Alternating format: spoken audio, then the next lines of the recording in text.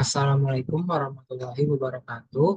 Pada hari ini kita akan membahas soal eh, yang ada di bab 5, yakni sistem perhitungan biaya berdasarkan proses atau proses costing lanjutan, di mana pada hari ini kita akan membahas soal 5.3 yang membedakannya dengan soal-soal yang ada di bab 4. Di soal ini terdapat informasi terkait jumlah unit produk dalam proses awal.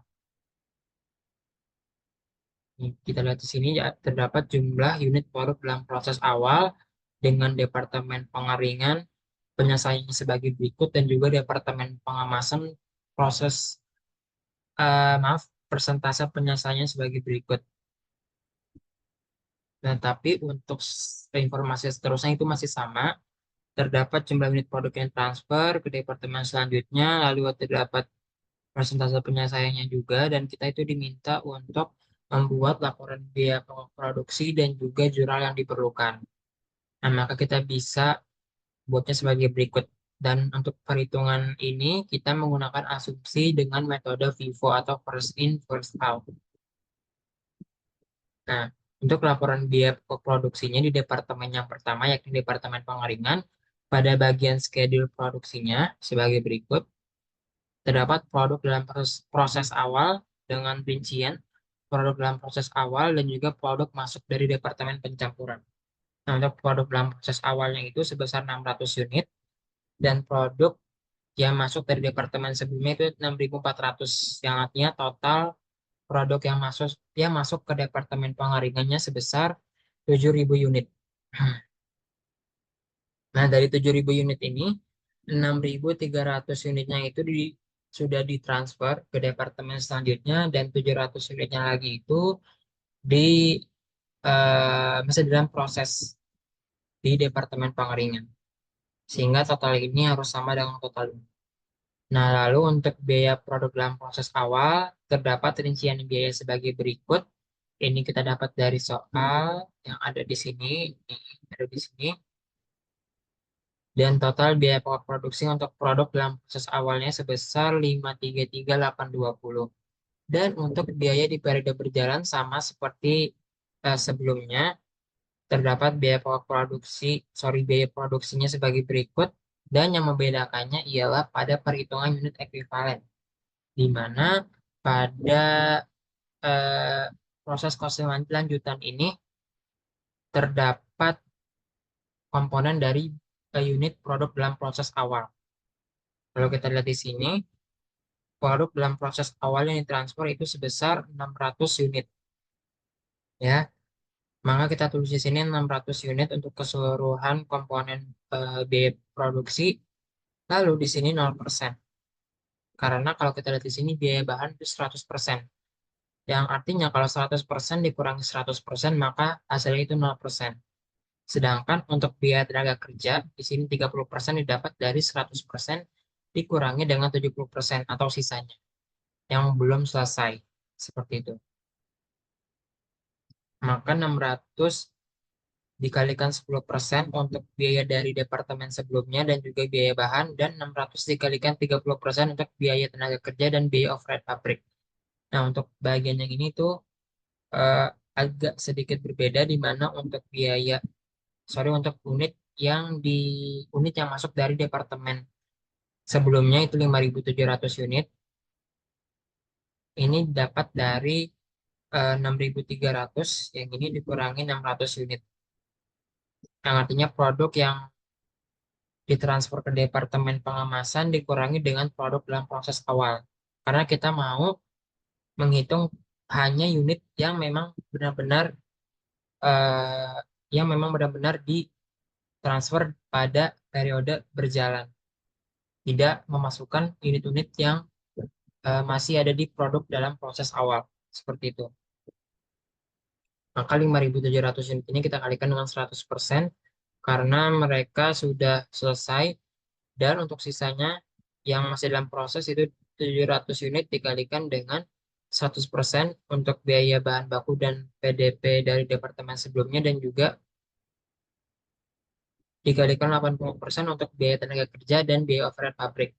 Nah, kalau kita jumlahkan ini dikali ini tambah ini dikali ini tambah ini dikali ini, itu hasilnya sebagai berikut. Nah, lalu biaya per unitnya, maka kita bisa membagi biaya PDP awal dibagi dengan unit yang ekuivalen. Ini didapatkan total biaya per unit untuk periode berjalan sebesar Rp749,69. Nah, lanjut ke pertanggungjawaban biaya. Di sini cukup kompleks karena untuk yang sebelumnya kita cuma memasukkan dua subbagian pada pertanggungjawaban biaya ini, yang mana hanya ada biaya produk jadi di periode berjalan dan juga produk dalam proses, biaya produk dalam proses. Sedangkan di proses kosten lanjutan ini kita menambahkan satu komponen atau sub bagian lagi, yakni biaya persediaan PDP awal, di mana penyajiannya sebagai berikut: ada PDP Departemen Pencampuran ke Departemen Pengeringan, biaya bahan, biaya tenaga kerja langsung, dan biaya operasional pabrik dengan saldo sebagai berikut. Saldonya ini mengikuti jumlah-jumlah yang ada di sini. Lalu biaya penyelesaian PDP awal, di mana ini kita dapat dengan mengalihkan unit yang ada di produk dalam proses awal dikalikan dengan persentase penyelesaiannya ini 0, dan untuk biaya tenaga kerja langsung dan biaya overhead pabrik 30%, 30%. Ini didapat dari mana? Jadi seperti ini, karena biaya bahan di sini 100%, sedangkan kita hanya ingin menghitung sisanya, maka 100% dikurangi 100% itu 0%. Sedangkan yang ini 70%. Kita ingin menghitung sisa yang belum diproses, maka sisanya itu 30%. 100% dikurangi 70%. Itu. Maka ini semua kalau kita kalikan dengan tiap-tiap biaya per unit yang ada di sini, itu keseluruhan totalnya Rp53.804,35. Yang kalau kita jumlah itu hasilnya 587.624.624,35.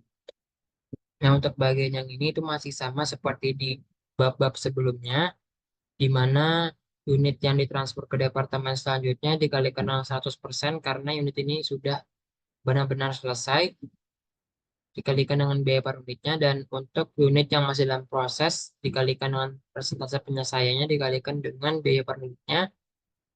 Maka kalau kita jumlahkan keseluruhannya itu jumlahnya 482.938,18, di mana total keseluruhannya yakni 53.820 harus sama dengan total yang ada di sini. Seperti itu. Nah, untuk jurnalnya sebagai berikut: PDP biaya bahan pada persediaan bahan, PDP BTKL pada biaya upah dan gaji, dan PDP biaya overhead pada BOP dibebankan dengan keterangan departemen yang bersangkutan, yakni Departemen Pengeringan, dengan saldo-saldo yang ada di sini: 810, 725, dan 1.200.000. 810, 725, dan 1.200.000. Lalu untuk jurnal produk jadi di periode di Departemen Pengeringan, kita mendebit PDP Departemen Pengeringan Departemen Pengemasan, lalu persediaan produk dalam proses di Departemen Pengeringan, lalu PDP Departemen Pencampuran Departemen Pengeringan, biaya bahan, biaya tenaga kerja langsung, dan biaya overhead pabrik. Nah, saldo-saldo ini kita ambil dari sini. Untuk yang ini 533 kita ambil dari sini 533.820. Untuk 1848 ini kita ambil dari 0 ditambah dengan 1848. Untuk yang bawahnya 721 itu dapat dari 0 ditambahkan 721.406, dan untuk seterusnya sama. Jadi ini ditambahkan dengan yang ini nantinya, lalu yang ini ditambahkan dengan yang ini. Seperti itu. Lalu untuk produk dalam proses akhir, jurnalnya sebagai berikut: persediaan PDP dengan tambahan keterangan Departemen Pengeringan, dan PDP Departemen Pencampuran Departemen Pengeringan, dan seterusnya. Ini kita mengikuti akun-akun yang ada di sini dengan saldo-saldo yang ada di sini, dengan menjurnal persediaan produk dalam proses Departemen Pengeringan. Maka hasilnya jadi sebagai berikut. Nah, untuk departemen selanjutnya yakni Departemen Pengemasan, maka kita bisa mengikuti cara yang sebelumnya. Di sini ada produk dalam proses awal, lalu produk yang masuk ke departemen pengeringan, dan produk yang ditransfer ke gudang produk jadi dan sebagainya dengan persentase penyelesaian sebagai berikut. Lalu di sini juga terdapat keterangan dari biaya produk dalam proses awal dan juga produk atau biaya dari produksi di periode berjalan. Maka kita bisa mengalihkan 200 unit atau biaya produk dalam proses awal, unit dari produk dalam proses awal dikalikan dengan persentase penyelesaiannya. Ini 0 dapat dari 100% dikurangi 100%, 20% ini dapat dari 100% dikurangi dengan 80%. Ingat, kita hanya menghitung persentase sisanya, persentase yang belum selesai. 5.700 unit didapat dari 5.900 dikurangi dengan 200 unit dikalikan dengan 100%, lalu 600 unit didapat dari produk dalam proses akhir dikalikan dengan persentase penyelesaian. Nah, untuk bagian pertanggungjawaban B ini masih sama seperti cara sebelumnya.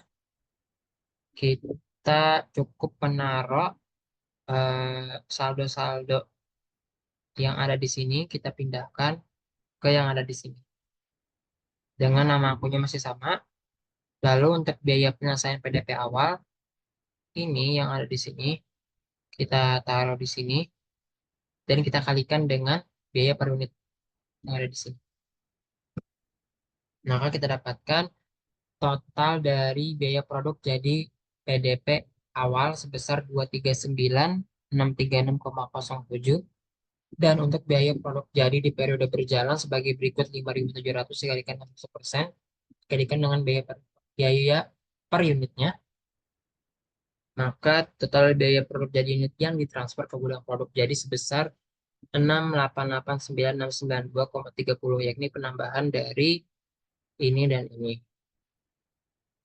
Lalu untuk produk dalam proses eh, yang masih diproses di Departemen Pengemasan, kita bisa menghitungnya sebagai berikut: 600 unit dikalikan dengan persentase penyelesaiannya masing-masing dikalikan dengan biaya per unit. Maka kita dapatkan totalnya sebagai berikut. Nah, lalu untuk jurnalnya, maka kita bisa menjurnal PDP biaya bahan pada persediaan bahan, PDP BTK pada biaya upah dan gaji, dan PDP BOP pada BOP applied dengan saldo yang ada di sini 940, 800.000, dan juga 700.000. Nah, untuk produk jadi akhir yang ditransfer ke Departemen Pengemasan, sorry, ini harusnya produk jadi akhir yang ditransfer ke gudang produk jadi ya, ke yang di